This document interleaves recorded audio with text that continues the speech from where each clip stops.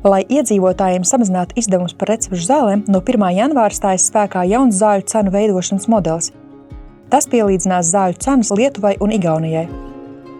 Jaunais uzcenojuma modelis ir solidārs un pārskatāms ar fiksētu uzcenojumu par iepakojumu lieltirgotājiem un aptiekai. Lai veicinātu aptieku neatkarību, ieviesta maksa par farmaceita pakalpojumu, ko dalīts seks valsts un pacients.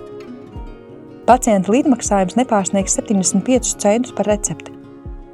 No līdzmaksājuma būs atbrīvotas vairākas iedzīvotāju grupas, tostarp bērni un trūcīgas personas. Iespējams, lētākie medikamenti var kļūt nedaudz dārgāki, tomēr kopējie pacientu izdevumi par recepšu zālēm saruks līdz pat 20%. Īpašs cenu samazinājums būs jūtams dārgākām recepšu zālēm. Jautājumu gadījumā zvanu uz tālruni 800 1234 vai raksti e-pastā.